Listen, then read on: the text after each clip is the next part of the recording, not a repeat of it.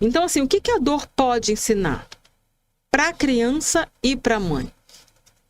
Vamos usar isso como uma escola, né? O sofrimento, a dor. E aí eu tô falando assim, gente, vamos entender que a dor de uma criança, a dor do adulto, para cada um vai ter peso, né? A criança que tá ali sofrendo, chorando, angustiada, tem o peso dela. E a dor da mãe também. Mas a gente sabe que muitas vezes tem um diferencial, né?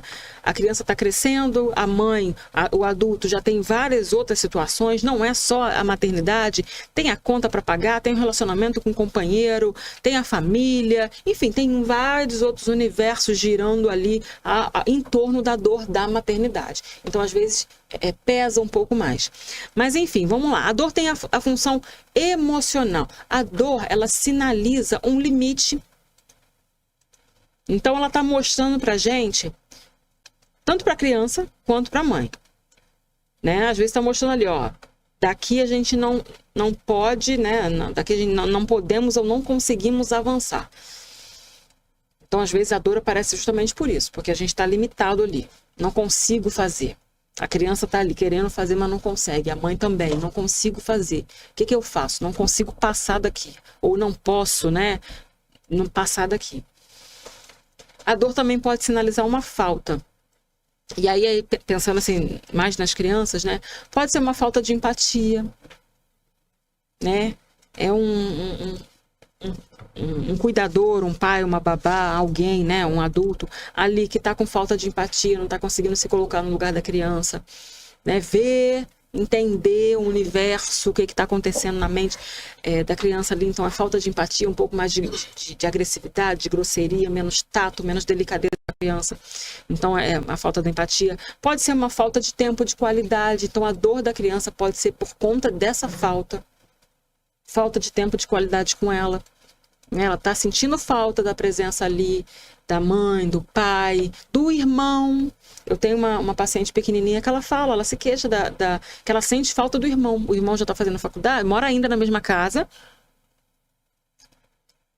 em torno dos 20 anos, o rapaz. A menina tem em torno dos 8. E ela fala, eu sinto falta do meu irmão. Meu irmão fica o dia inteiro na faculdade. Quando volta, se tranca no quarto, fica estudando para prova, para trabalho. Eu conversei até com um rapazinho também esses dias. Ele falou, realmente, estou muito afastado dela. Né? Quando ela era um pouco menor, a gente era mais próximo. Antes de eu fazer a faculdade, eu era mais próxima. Então, assim, a criança sente. E essa teve condições de falar. Essa menina, né, de 8 anos, ela falou, sinto falta do meu irmão.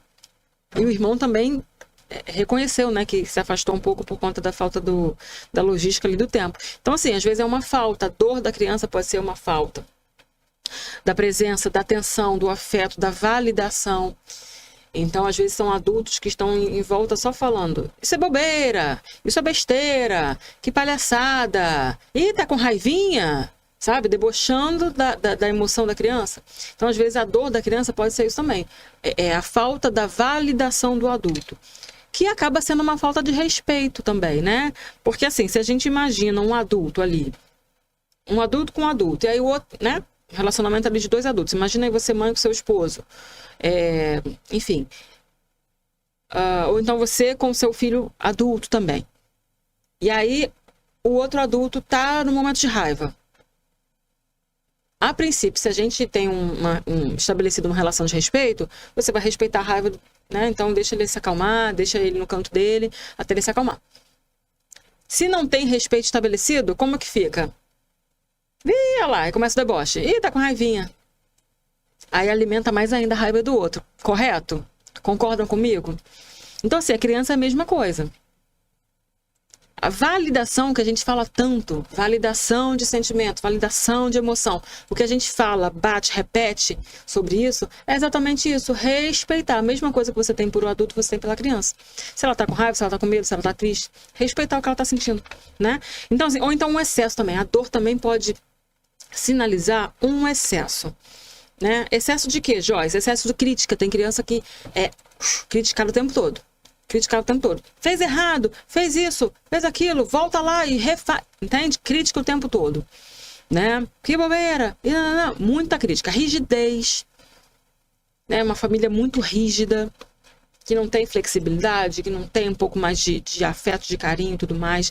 Gritos, excesso de grito, excesso de briga, né, entre os adultos com a criança. Então, assim, também a dor da criança pode estar sinalizando isso, esse excesso. E de repressão de sentimentos, né? Então, a criança está sentindo, engole o choro. Eu acho que hoje em dia, não sei se ainda tem muita gente que usa essa frase, né? Porque a gente sabe que politicamente correto não pode falar. Não fala isso, não age assim, deixa a criança chorar. Mas ainda tem muita gente que age dessa forma, né? Às vezes não usando esse termo de engolir o choro, mas de outra forma. Então, assim, para a criança, qual é o ensinamento? A dor ensina. Ela aprende, a criança aprende a nomear os sentimentos. E a falar, isso que eu estou sentindo, isso a gente fala que é a educação emocional, a inteligência emocional. Isso que eu estou sentindo é isso. Então, ela aprende a falar, eu estou com raiva, eu estou entediada, eu tô triste, eu tô... né? Então, assim, o filme, o Divertidamente, tem um papel muito legal, né? De uma forma ali lúdica, explicando sobre o cérebro, explicando sobre as emoções. Uma outra coisa que a dor ensina para a criança também é a se regular. Só que ela não vai conseguir se regular sozinha, até um certo momento. Chega ali no momento ali da adolescência e tudo mais, né? A criança consegue, o adolescente consegue. Mas enquanto é criança mesmo, ela precisa pedir ajuda. Então é outra coisa que a criança também aprende, a pedir ajuda para se regular, né? E para a mãe, o que a dor ensina para a mãe? É uma oportunidade de rever padrões. Veja bem, a gente está falando de padrões, a gente está falando de passado. A mãe já é adulta, mas ela foi adolescente e ela foi criança. Ela é filha de uma mãe que a gente não sabe, né? Que eu não sei como que lidou com todas as situações dela quando ela era criança. Então, assim, a dor atual é uma oportunidade de rever padrões da sua infância e da sua criação. Né? Não deixa debaixo do tapete, traz para fora e trabalha isso. Às vezes você vai conseguir fazer sozinha, às vezes não. Às vezes a sua maternidade vai te empurrar para uma terapia, porque vai trazer um monte de coisa do seu passado, da sua infância, de quando você era filha e que você tinha uma mãe e um pai que talvez não lidaram bem com a sua infância, com o seu crescimento. Então veja bem, preste atenção no que eu estou falando. Muitas vezes a sua maternidade vai te empurrar para uma terapia. Para você aprender a lidar com o seu passado e você conseguir lidar melhor com seus filhos. Ok?